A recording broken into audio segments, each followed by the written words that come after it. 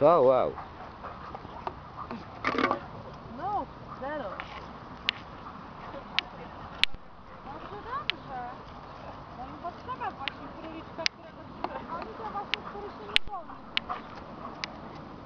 To się goniły jakiegoś malutkiego pieska, tamten przerażony, a ten mają radochę. No, ona trochę Ej, no ale 3 na 1 to przesada.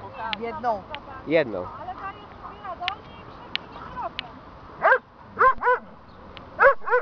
Nuka! Nuka mówi do niej, że biega. Zmęczyła się dziewczyna Biegać Nuka. ładnie. Z psa, szkapy puszcza ty. No to teraz ty uciekaj. Nie ona Nuka, teraz ty uciekasz.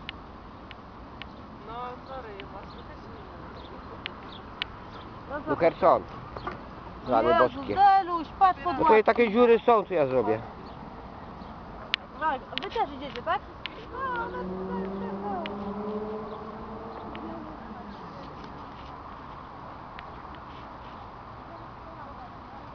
Oster, chodź. pójdziemy do przodu. Delo, Nuka!